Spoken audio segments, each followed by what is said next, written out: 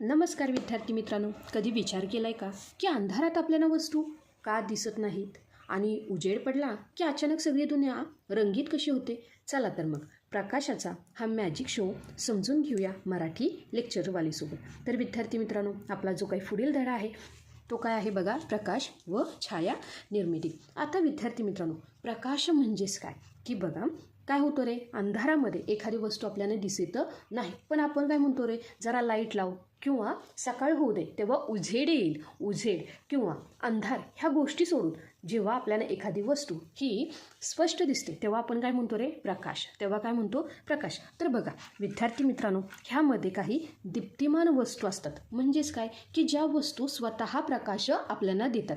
म्हणजेच काय, जो आपला सगळ्यांचा ऊर्जेचा मुख्य स्रोत आहे तो काय आहे रे, सूर्य. म्हणजेच ज्या काही दीप्तिमान वस्तू आहेत, ज्या काही वस्तू आहेत त्या काय करतात रे, स्वतःचा प्रकाश आपल्याला देतात.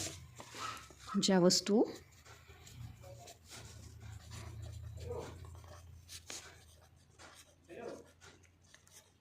स्वतःचा प्रकाश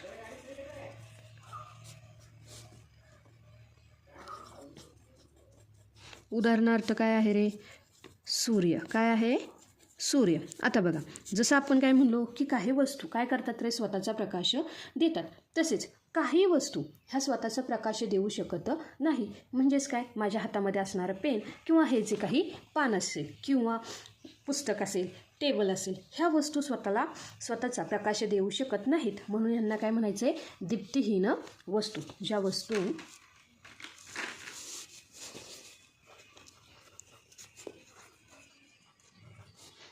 स्वतः प्रकाश देऊ शकत नाही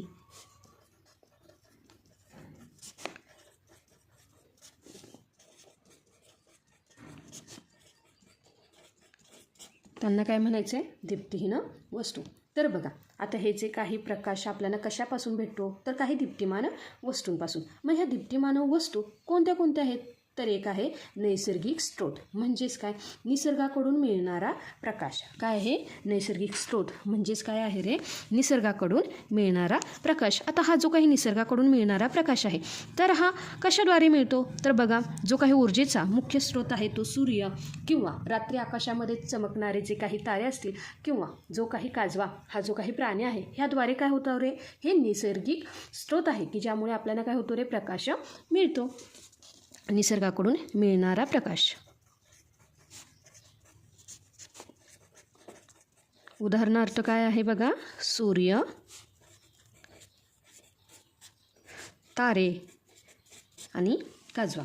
आता बघा, जसं काय निसर्गात स्वतः अस्तित्वात असलेला प्रकाश आणि काही जे स्रोत आहेत ते मानवनिर्मित आहेत. मानवनिर्मित म्हणजेच काय, मानवाने निर्माण केलेले. मग ते कोणते कोणते आहेत की आपल्या हातामध्ये असणारा मोबाईल, त्यानंतरनं कंदील, मेणबत्ती, टॉर्च, हे काय आहेत रे, मानवाने निर्माण केलेले. म्हणजेच ते कृत्रिम स्रोत आहेत. बघा, मानवनिर्मित किंवा जे काही कृत्रिम स्रोत आहेत ते काय आहेत रे, तर ते आहेत कंदील,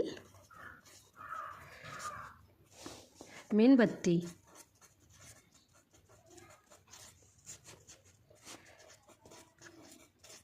टॉर्च. बघा विद्यार्थी मित्रांनो, आता हा जो काही आपण प्रकाश देणाऱ्या वस्तू पाहिल्या किंवा त्याचे काही नैसर्गिक स्रोत पाहिले, हा प्रकाश नक्की कसा येतो आणि त्यामुळे आपल्याला वस्तू कशावरे दिसतात.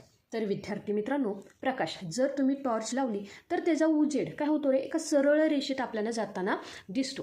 कुठेही तो आडवा तिडवा आपल्याला दिसत नाही. किंवा आपल्या साध्या मोबाईलची जरी आपण टॉर्च लावला तर काय होतो रे, तो जो काही प्रकाश आहे तो कुठे दिसतो आपल्याला, स्ट्रेट फॉरवर्ड. म्हणजेच काय, सरळ रेषेत जाणारा प्रकाश. हा काय असतो रे, त्या प्रकाशाचं संक्रमण. ह्यालाच काय म्हणायचं आहे, प्रकाशाचा संक्रमण. म्हणजे प्रकाश नेहमी एका सरळ रेषेत जातो, याला काय म्हणायचं आहे, प्रकाशाचे संक्रमण. आणि त्याचे परावर्तन म्हणजेच काय, वस्तू आपल्याला कशी दिसते, तर प्रकाश एखाद्या वस्तूवर पडल्यानंतरनं त्या वस्तूवरून पुन्हा तो माघारी जातो, तेव्हाच काय होतं रे, प्रकाशाचे परावर्तन. प्रकाशाचे परावर्तन झाल्यामुळे काय झालं रे, आपल्याला ती वस्तू तिथे दिसली. म्हणजे सूर्यप्रकाश झाल्यानंतरनं आपल्याला बऱ्याच वस्तू दिसतात. का दिसतात, तर सूर्याचा प्रकाश त्या वस्तूवर पडतो आणि तोच किरण पुन्हा जातो, यालाच काय म्हणायचे आपण, प्रकाशाचे परावर्तन. बघा, प्रकाशाचे संक्रमण म्हणजेच काय, तर प्रकाश नेहमी एका सरळ रेषेत प्रकाश नेहमी एका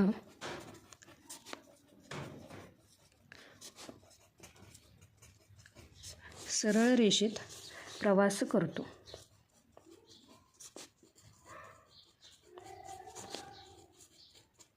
यालाच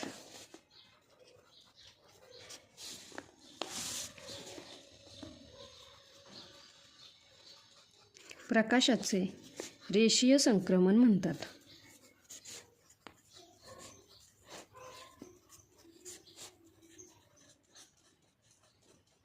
तर प्रकाशाचे परावर्तन म्हणजेच काय बघा. आता समजा इथे काय आहे रे, इथे एखादी वस्तू आहे. काय आहे रे, इथे एखादी वस्तू आहे. आता ह्या वस्तूवर काय झाला रे, हा प्रकाश पडला. हा प्रकाश पडल्यानंतर ही वस्तू काय होते रे, आपल्याला दिसते. का दिसते, कारण हा जो काही प्रकाश पडतो तो पुन्हा काय होतो रे, त्या वस्तूवर आदळून परत फिरतो. यामुळेच काय होतं, आपल्याला ती वस्तू दिसते. बघा, प्रकाशाचे परावर्तन म्हणजेच काय, जेव्हा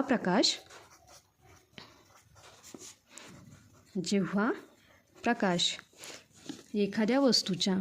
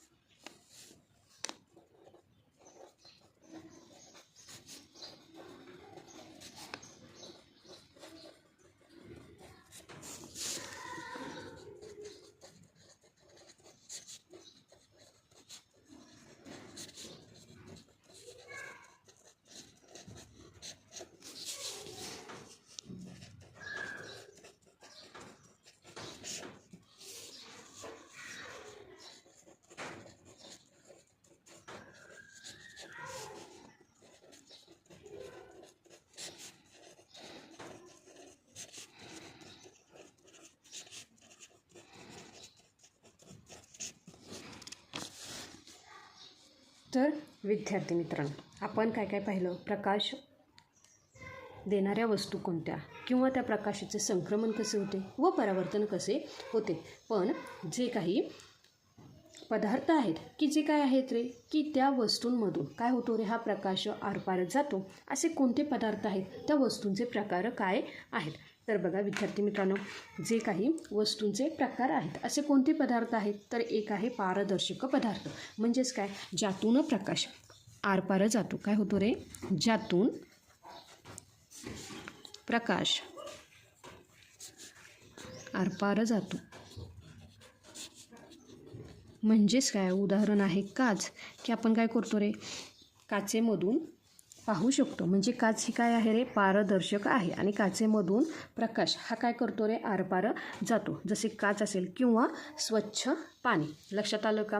म्हणजे जे काही आपण नदीमध्ये किंवा ओढ्यामध्ये विहिरीमध्ये पाहिलं असेल की पाण्याच्या आतील भाग आपल्याला दिसतो. म्हणजेच काचेमधून तर काच हे पारदर्शक आहे, त्यासोबतच स्वच्छ पाणी हे सुद्धा काय आहे रे, पारदर्शक पदार्थ आहे.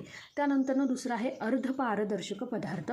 कोणते, तर बघा, ज्यातून प्रकाश थोड्या प्रमाणात जातो. म्हणजेच काय, जसे काही धुके आहेत की त्यातून काय होतो रे, प्रकाश हा अर्धवट जातो. आपल्याला काही वस्तू ह्या दिसत नाहीत, आपल्यासमोर काय आहे हे आपल्याला धुक्यातून दिसत नाही. म्हणजेच काय, ज्यातून प्रकाश थोड्या प्रमाणात जातो.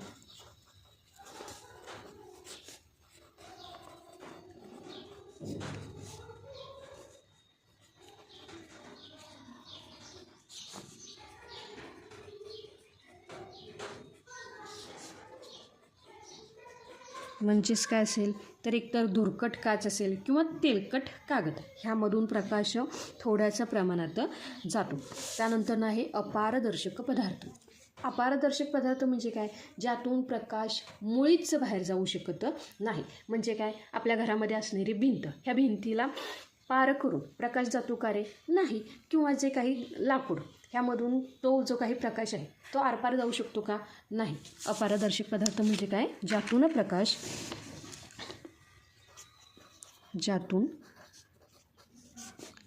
प्रकाश मुळीच जात नाही.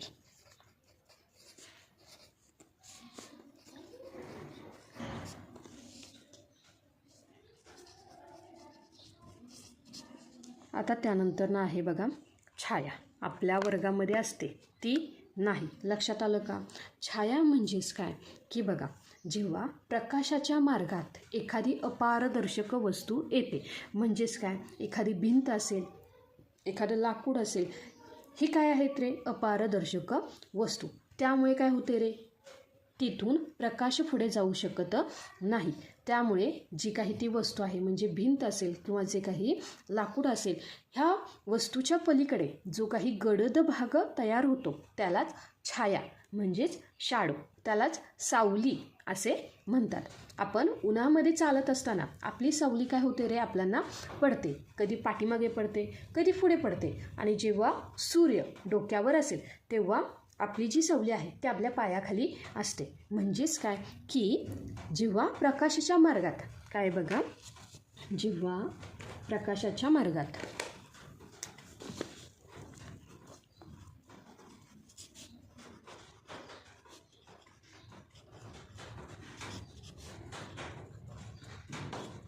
अपारदर्शक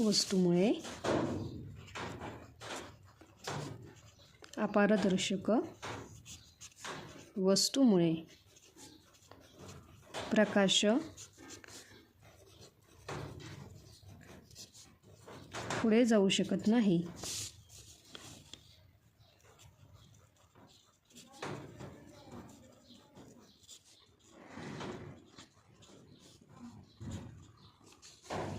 त्यामुळे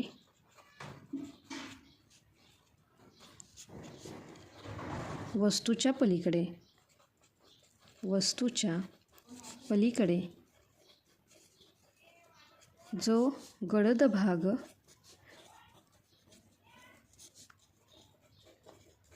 तयार होतो त्यालाच आपण काय म्हणतो रे? छाया किंवा शॅडो. आता बघा, जो काही पुढील घटक आहे तो आहे सूचीछिद्र प्रतिमा ग्राहक. आता ज्याला आपण पिनहोल कॅमेरा असंही म्हणतो. आता हे नेमकं काय उपकरण आहे बरं? तर बघा विद्यार्थी मित्रांनो, हा एक काय असतो रे? साधा डबा असतो, ज्याला एका बाजूला काय असतं रे? बारीक छिद्र असते. आणि यातून जी काही समोरची वस्तू आहे त्याची उलटी प्रतिमा, म्हणजे जे काही वस्तू आहे ती त्यामध्ये जे काही सूचीछिद्र प्रतिमा ग्राहक आहे त्यामध्ये ती वस्तू ही उलट दिसते. यावरून काय सिद्ध होतं? तर यावरून सिद्ध होतं हे की प्रकाश हा नेहमी सरळ रेषेत प्रवास करतो. सूचीछिद्र प्रतिमा ग्राहकमध्ये काय होतं रे? जी काही वस्तूची काय असते रे? उलट प्रतिमा पाहायला मिळते. वस्तूची उलट प्रतिमा.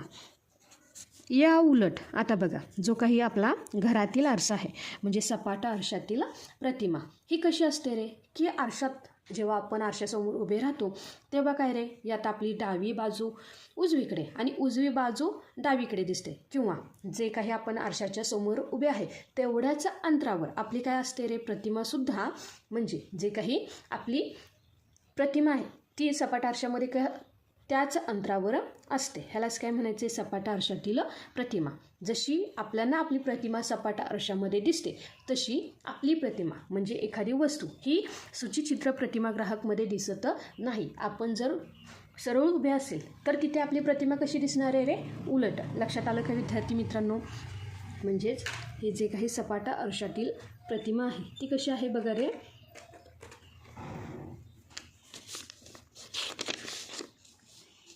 डावी बाजू उजवीकडे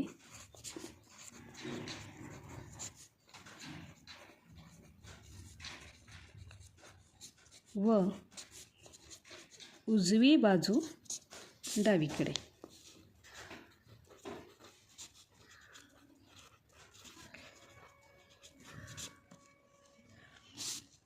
त्यासोबतच वस्तूची प्रतिमा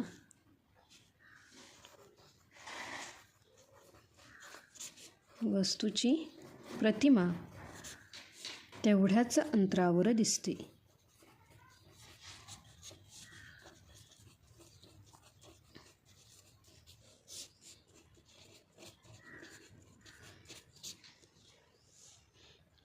आता पहा विद्यार्थी मित्रांनो, जो काही पुढचा घटक आहे ते काय आहे रे? न्यूटनची तबकडी. आता ह्या जो काही न्यूटनची तबकडी म्हणजेच काय बघा, जो काही सर आयझॅक न्यूटन ह्या वैज्ञानिकाने, ह्या शास्त्रज्ञाने काय केलं रे, एक तबकडी बनवली. ह्या तबकडीमध्ये हे 7 रंग आहेत. जसे इंद्रधनुष्याचे आपण काय म्हणतो 7 रंग, तेच रंग कोणते कोणते आहेत?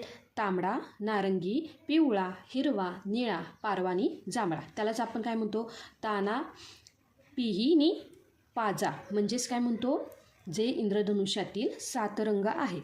तर ह्या जे काही सर होते आयझॅक न्यूटन, ह्यांनी काय केलं, ही जी तबकडी वेगाने फिरते तेव्हा ते 7ही रंग मिळून जो काही पांढरा रंग दिसतो. यावरून आपल्याला काय समजलं रे, सूर्यप्रकाश हा 7 रंगांचा काय केलेला आहे रे, बनलेला आहे. लक्षात आलं का? सूर्यप्रकाश हा 7 रंगांचा बनलेला दिसतो. म्हणजे आपण इंद्रधनुष्य पाहिलं असेल किंवा आपल्या घरामध्ये खिडकीतून येणारे एक तिरपी रेष पाहिली तर तिथे सुद्धा आपल्याला काय दिसतात रे, इंद्रधनुष्याचे जे काही 7 रंग आपण अगदी बारकाईनं पाहिलं तर ते आपल्याला दिसतात. पण जेव्हा हे जे रंग आहेत जेव्हा ते वेगाने फिरतात तर तिथे काय होतो रे, आपल्याला पांढरा रंग दिसतो. जे काही हा न्यूटन सर होता, ह्यांनी काय केलेलं आहे, ह्या प्रकाशाविषयी दी ऑप्टिक्स नावाचं सुद्धा काय केलेलं आहे, ग्रंथ लिहिलेला आहे. जे काही पुढील घटक आहे तो कोणता आहे, न्यूटनची तबकडी. आणि ह्यामध्ये काय आहेत रे, इंद्रधनुष्यातील 7 रंग. कोणते? इंद्रधनुष्यातील 7 रंग कोणते आहेत रे ते? तर तांबडा, त्यानंतर नारंगी, पिवळा, हिरवा, निळा, पारवा आणि जांभळा. त्याला आपण काय म्हणतो रे, ताना, पिहिनी, पाजा. लक्षात आलं का? हे काय आहेत रे, इंद्रधनुष्यातील 7 रंग. ह्याची काय केली रे, गोल तबकडी केली आणि जेव्हा ती वेगाने फिरवली तेव्हा हे 7ही रंग मिळून आपल्याला काय दिसला रे, पांढरा रंग तयार झालेला दिसला. काय झालं रे, पांढरा रंग. यावरून न्यूटनने काय सांगितलं, हा जो काही सूर्यप्रकाश आहे हा 7 रंगांचा बनलेला आहे. तर विद्यार्थी मित्रांनो, असा आहे प्रकाशाचा खेळ. हा व्हिडिओ आवडला असेल तर लाईक करा आणि विज्ञानाच्या अशाच सोप्या गोष्टी पाहत रहा मराठी लेक्चरवालीसोबत. लक्षात ठेवा, विज्ञान पाठांतर करायचं नसतं तर ते अनुभवायचं असतं.